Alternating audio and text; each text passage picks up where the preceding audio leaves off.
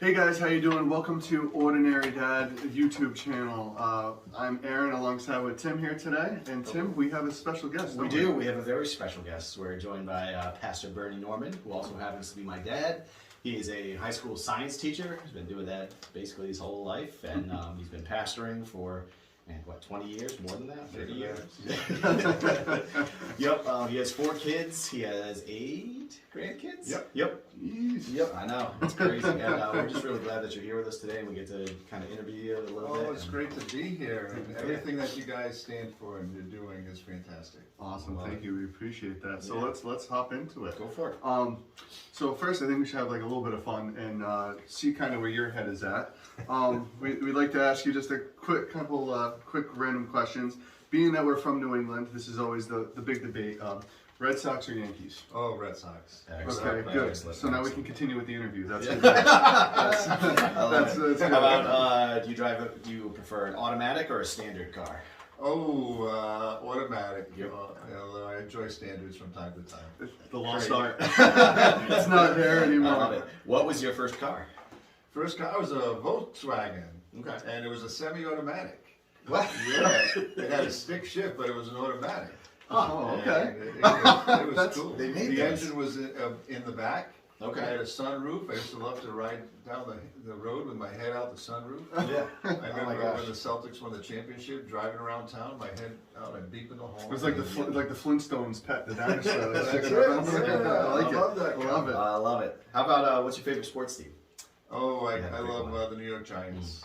Yeah, New York Giants. This year, baby. This year. Yeah, Celtics are a close second, but the New York Giants. Perfect.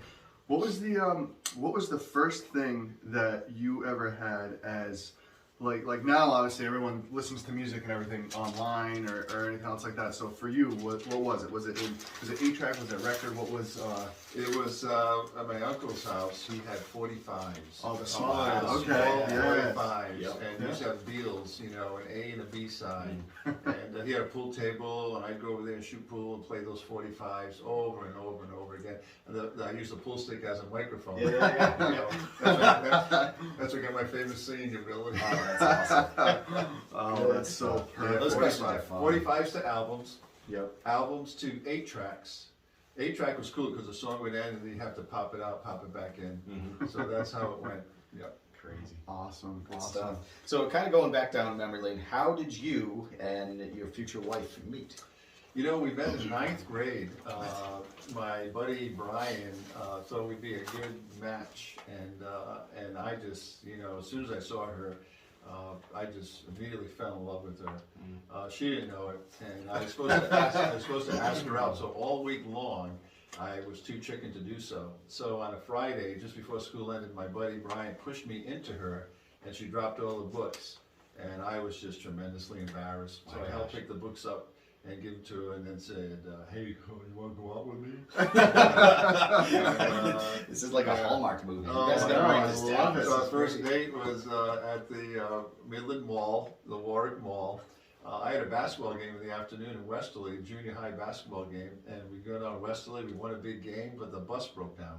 Oh no. And I was like, oh my goodness, there were no cell phones at that time. And I said, I'm going to miss her at the mall.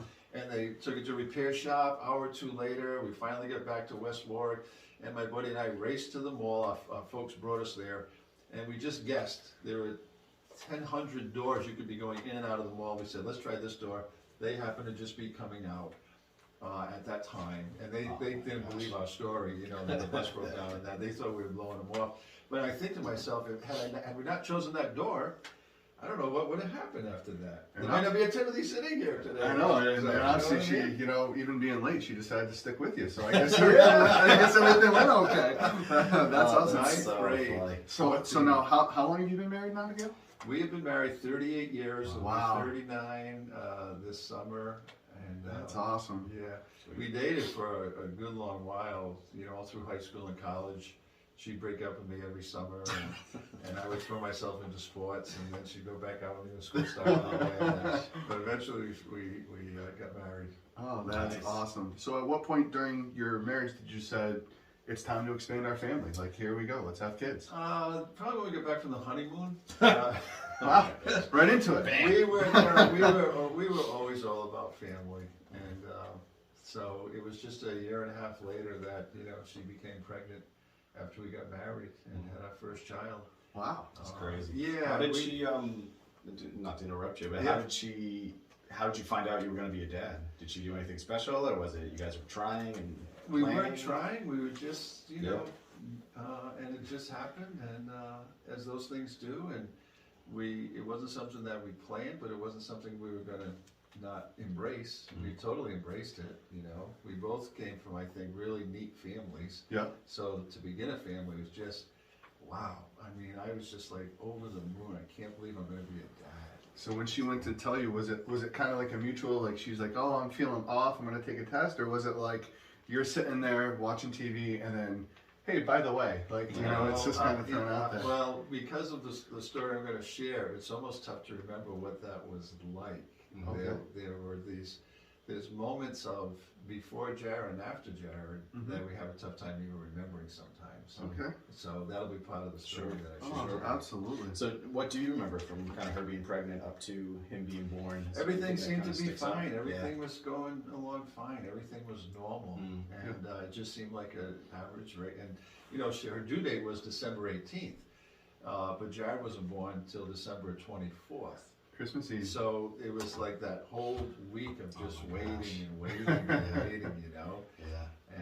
And then even when it was Christmas Eve, so her labor was about 18 hours long. Oh, wow. It was a real long time.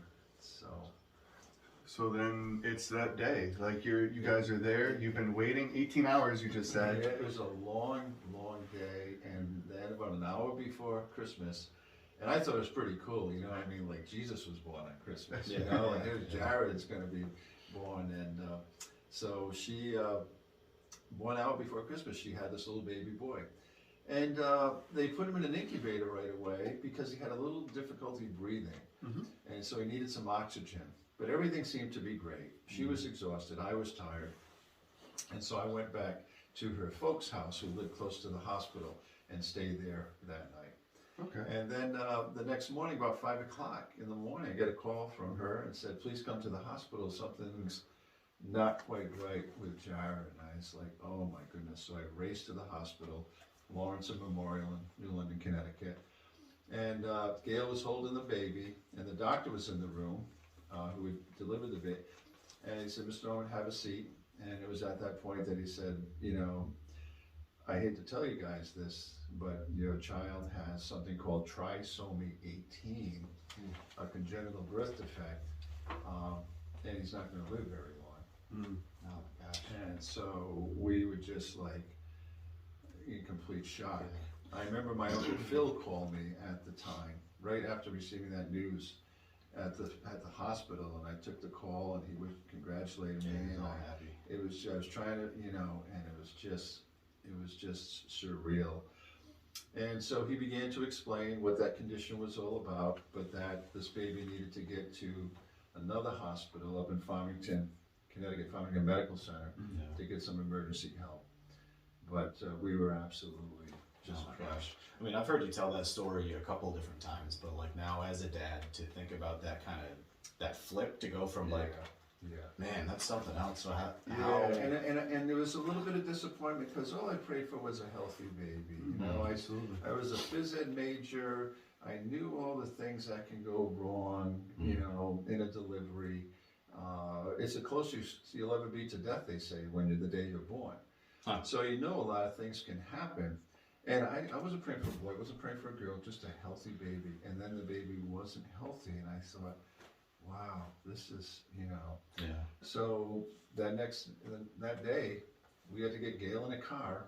You know, she had just Oh my delivered the baby the gosh. night before, Wow. and we drove all the way to Farmington Medical Center, Oh where my we gosh. brought Jared. So here she is. You know, she had to sit on a cushion and things like that. Mhm. And for one whole week, we were in this medical facility, learning how to care for our child, not knowing if he was even going to make it the next day. Trisomy 18 meant he had an extra chromosome on his 18th pair. Yeah, you get these, 23 pairs of chromosomes, mom and dad, and the 18th pair, the extra one. A Down syndrome child would be trisomy 15, Okay. extra pair in the 15th pair. Well, his, nothing, he looked perfectly fine on the outside, but he had a large hole in his heart that was going to take his life. He had no sucking reflex, a couple other things going on. And so we bring him up to the hospital, we learn to care for him.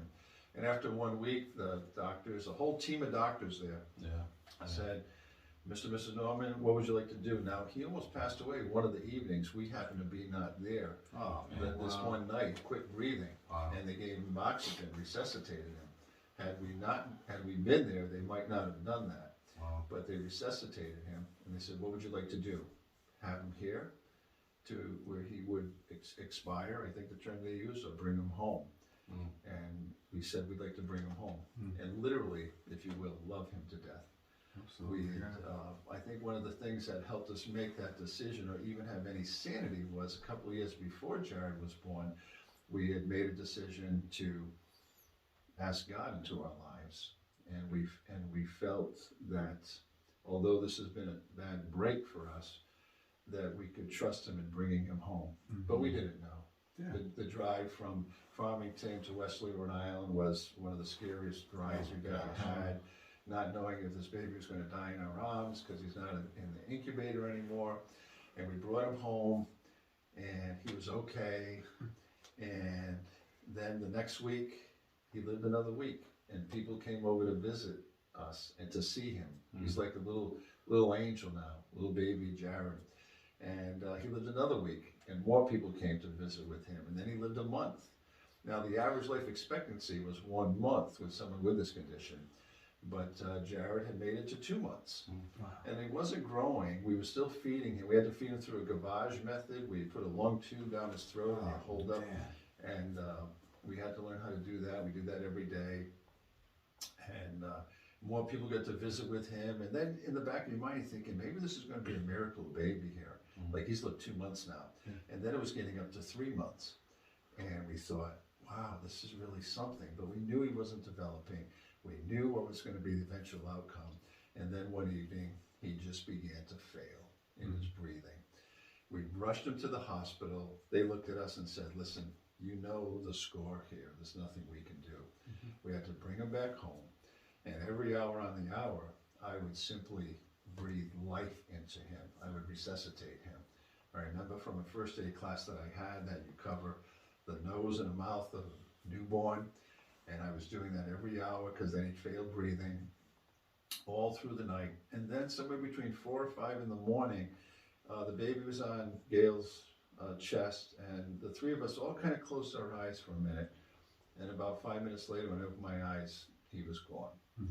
So I had to wake her up. She saw what had happened. We had to drive to the hospital to have him pronounced dead. And I think maybe one of the saddest moments in my life was having him lying on a table in a room where the doctors were and having to leave him. So we went to we had to go to a funeral parlor and make arrangements for a funeral the next day. We had to pick out a headstone. And all the while, you're just saying, this can't be happening to us. What is going on? It was so unnatural. And so the next day, this was the first day of spring. I remember March 21st, 1984, and now it's the next day. And we're down in Mystic, Connecticut, and we're laying him to rest. And the fellow who married us from Groton Bible Chapel, Dave Ward, was the fellow doing the service. And everybody was trying to comfort us, and there were no words that could comfort. Until he read just a small passage of scripture. I think it was from the book of Thessalonians. He read this small passage of scripture, and that was the only thing that penetrated my heart that day. And the strangest thing occurred. I had a peace about it. I had a peace like I never had before. I had just put my trust in God a few years earlier, and when I heard those words and knew that he would be okay in the arms of Jesus, I thought, he's going to be okay, and we're going to be okay. And that was surreal, because that you shouldn't be feeling that way at laying your child to rest. But that's what, and I said, there is a God. You are real. You have our son, and you're going to be with us. But having experienced that, the following days and weeks and months were very difficult. So we're going through with this now, and now you've experienced this loss. Gail has experienced this loss, and you know, I feel a lot of times that as husbands, we kind of get looked onto as being, you know, the stronger member of the family. That's just how people view us if we're going into stereotypes with how it is. So now here you are, you're with your wife, you're feeling all these emotions, she's feeling all these emotions. So what did that feel like, having to, like, you're trying to kind of put, because I mean, it's obviously it's not healthy to keep it bottled up, but at the same time you're trying to be that strength for your wife at the same time. So what was that like for you, trying to really go through with that? It was hard because I didn't have the strength to do that. I was on survival mode. I was just trying to get through the day myself, and I was feeling quite guilty actually that I couldn't be there for my wife, and we grieved very differently, and we began to drift apart, and it was not a good thing. Somebody told us later that 85% of most marriages who lose a child end up in divorce. Wow. And I could definitely see that, because within 6 or 9 months we were miles apart. I just was not there for her. I just didn't have the energy. And I mean, how is anything normal after that? You know, how do you go back to work? yeah, Like, there's no normal after that. There just isn't. And so the next Christmas comes, and you got this baby room and no baby, and we just drove away. We didn't celebrate Christmas with our family. We drove to the Cape, and we was trying to spend a weekend at the Cape. And you know what we found? There's nobody at the Cape, because they're all with their family celebrating Christmas.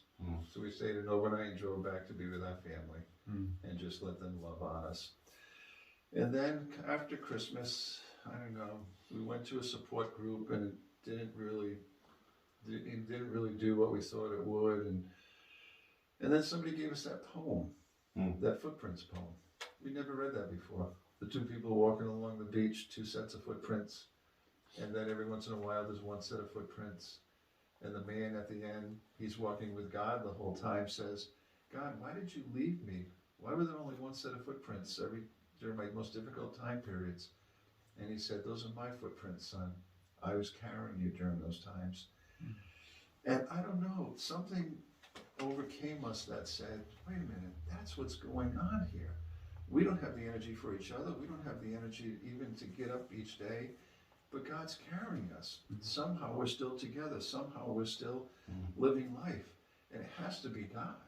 And others saw it in us. My brothers-in-law, I think they put their trust in God because they saw us being okay.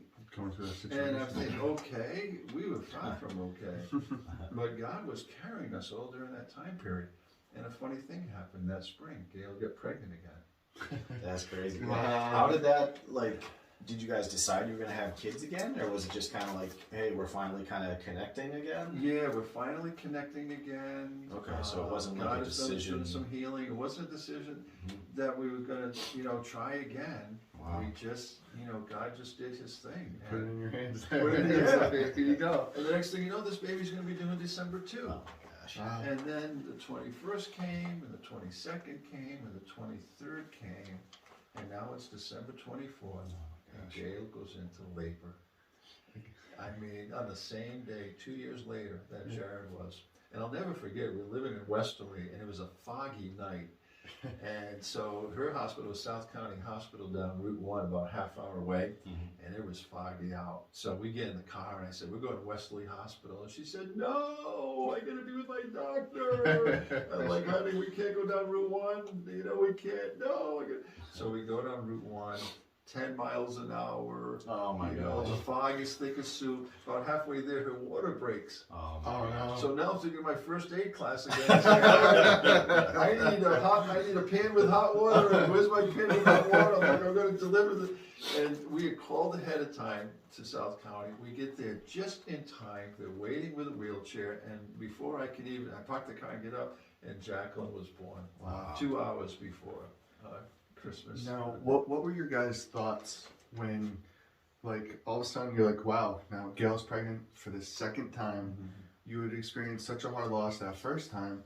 So, what, like, if you can kind of remember through that, did you guys almost look at your second pregnancy a little bit different? Or was it, you just kind of, all right, we're going to kind of go through this, we're going to kind of monitor it and see how it There goes? was a lot of fear because we had gone to genetic counseling, and the genetic counselor said, listen, if this first pregnancy was like a 1 in 10 million odds chance, it is now 1 in 10,000 odds chance. So we were very fearful. And all we could do is what we did, what God showed me that day. Just gotta trust me on this. We weren't gonna do amniocentesis. We didn't believe in that. We were just gonna trust God. Yeah. But we were very fearful. And then we had Jacqueline. Yeah, Jacqueline, And then 2 years later, we had Timothy. And we trusted, but there's fear there. Yeah. We were just all the while. yeah. And 2 years later, we had Jonathan. And 2 years later, we had Veronica. So And then came Rocco and Molly and and all the grandkids and all the came from grandkids. it. I mean, it's unbelievable. It's incredible. I mean, we are so. But now, Aaron, I look back at it, and I don't mean to make this a big, religious thing or anything like that. But there was I never had any anger at God over it. I was disappointed. I was heartbroken. But over the years, what I've come to realize is that I think there are going to be children like Jared born into this world. And I think God chooses special people to have these children. And he must have seen something in Gail and I that said, I'm going to trust you with this baby. It's going to break your heart. But you guys are going to make it. You're going to be okay. And we see that now because we've been able to, when we went on staff with Family Life to help people with their marriages, at every conference, there would be a couple that we would minister to and help them along. We would tell our story just like we're telling you. Yeah. We had a little resource to give to people, and people would come up every week in Philadelphia, Boston, Nashua, New Hampshire, and just say, hey, I know someone who's experienced that. Could I borrow that book? And most of the time, you knew it was them. You could see the look in their eyes. But to just be there at that moment for them and give them some hope has just been our greatest ministry. Yeah, that's awesome. That's kind of like part of this too is, having how would you direct someone? Like, what would you say to a family who's either got like a bad, not a bad, but like a pregnancy diagnosis that like, hey, this is going to be a tough road, or if they've one lost of the the child. one of the best resources we've seen is something called Grief Share, which my wife and I now lead here at our church. Grief Share is a small group study that helps parents through every phase, or people who have just lost someone, and it's tremendous. It is one of the most healing, helpful, life-giving things I've ever seen. It's called Grief Share. It's an international organization. If you went online to look up griefshare.com, you would see a Grief Share group somewhere in your community. And that has been a tremendous resource. Sure. And we're going to share that resource too. We're going to have it in this video and on our, in the description of the YouTube link, and we'll be able to direct people that way. Sure, that's a great resource. You could contact me if you wanted to. Okay. At our church website, Bernie Norman at creationchurch.org. And Awesome. we would send you resources that have helped us. One of the books that helped us a lot was called When Life Is Changed Forever. A couple out of Boring, Oregon is where they're from. And we met them, and we ended up going to church together when we moved to Little Rock, Arkansas with this couple, Rick and Judy Taylor. And that was part of the healing process. but being able to come alongside people and give them some hope just by sharing our story. And for many couples, they've said, you know what, you're the first couple we've been able to talk to about this, who know our pain. And, you know, I think that's what life is all about, sharing experiences with one another, come alongside others. And, you know. and that's what, you know, that's what we're hoping to share here. You know, the philosophy that Tim and I have behind Ordinary Dad is that nobody should have to go through these type of situations alone. And so we're hoping that anyone watching this, you know, you can definitely bring a light to them and show them that there is light there, that you can reach out to through griefshare.com, through even, you know, your own personal email, which for the church, which we greatly appreciate you putting out there for us. And to be able to reach out and know that they're not alone, that you can get help, and that, you know, that there is a way, you know, to get through this. And, you know, kind of like what you were saying before, you know, when our child is born, I think a lot of times we look at it as we don't expect anything to be wrong. We look at this magical moment of it being, you know, we're going to go through this, our kid's going to be born, you know, 10 fingers, 10 toes, hopefully. And that's, you know, that's what you go through. It's crazy. You know? And I feel like it's changed a little bit too. So nowadays, like, I remember when our daughter, before she was born, we had, you know, we had to do an ultrasound, and there was some kind of weird thing with her heart, like a heart murmur, and it freaks you out. And you guys didn't have any of that. It was all happy, baby's born, like, man. So it's crazy how you can fall in love with someone you haven't even met yet, isn't it? Like you just, you know, you sit there and that's a beautiful thing about your children. You think like, all right, I have this one now. Where will I find enough love for the next one? But you do, and it's just amazing. But you know, getting back to helping others, if somebody had not given us that poem, I don't know. I don't know what would have been the next step for us. But just somebody reaching out to us saying, and giving us that poem at that time period was monumental. And I don't even know who that person is. I never saw that poem before. And the day that Jacqueline was born too, you know, it was Christmas Day now, Christmas morning, and I drive home in the fog. It's still foggy out. And I'm sitting on the front steps, and you can hear a pin drop. And I started singing Silent Night. I was so filled with joy. I was so thankful to God, and I just remember just sitting there singing Silent Night, and this, I mean, it was just unbelievable. That's so good. So now with everything, you know, you've gone through, and now since you've had 4 kids, and now those kids, you now have grandchildren. So what's it like being a grandfather? Oh, it's tremendous. Oh, can you keep up with it, or like what's been?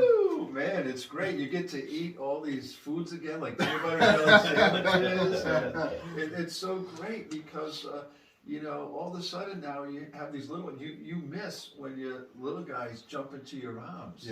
I used to miss that. I'd come home, we lived at a, you know, double-decker house, and you walk in, they jump off the top step into your arms, and all of a sudden there's a season that doesn't happen, and now there they are again. It's back. Papa, you know, they run and they hug. It's awesome. God knew what he was doing when he created grandkids. And you can spoil them to it doesn't matter. You can spoil them rotten. It's great. Because the discipline falls all to the parents, not the grandparents. So like on top of that, obviously, so you got the grandkids now, you have everything, which if you have grandkids, that means now, like, I mean, here's Tim, like, your kids are all grown up. So what's that kind of like now that here you are, you've gone through so much in your life, you've gone through all these different things, you have these grandkids now, your kids are grown up. Like, what's that like for you to kind of see them like all grown up now? Yeah, it's great because now you have like a contemporary. Now you have a friend, where before, you know, it was like this father-son thing, or father-daughter, but now it's special. You have a friend who is an adult, and you can have this adult relationship with, you know. And I still fall into the, you know, father with too much advice thing and that sort of thing, but it's really rich now. The relationship is very rich. Doing ministry with Timothy is just, you know, a real blessing. That's awesome. So Bernie, with everything, we greatly appreciate you coming out and sharing your story. It's not an easy story to share, and So on top of that, you're the pastor at Creation Church. Yeah. So if someone were in the local area, how could what's the address of the church and what time are your services at? Yeah, so the address of the church is 47 West Thompson Road in Thompson, Connecticut. Services are at 9 a.m. and 10:30 a.m. and we have what we call Creation Kids at 10:30 Okay. for our children. And GriefShare might be .org, maybe not .com. But you get on our website, www.creationchurch.org, and see a listing of all the activities that we have going on. And, you know, quite frankly, what we try and do at Creation Church is take the experience that we have in life and the truth of God's Word, and we try and press those two together. That's what I sense you guys are doing right here. You know what I mean? You're pressing those two things together. Because you can't ignore the experience of life. Life is life, and it's going to happen. We're all going to experience it in different ways. But if we can come together like this and encourage one another, boy, it makes all the difference in the world. Yeah. And on top of that too, so for anybody that might be watching that's further away, how can they watch you online too? Yeah, we live stream each of our services at 10:30. We have a YouTube channel and a Facebook channel, and they can watch us each week. Awesome, that's Yeah. fantastic. Thank you again. We Yeah, thanks so appreciate much. it. Thank you. So definitely check out Creation Church on Facebook. Check them out on YouTube. Also, if you guys could, if you enjoyed this video, we'd appreciate it if you liked and subscribed to us as well. We got more stuff coming for you guys. Until next time, we hope you guys have more than an ordinary day. Take care.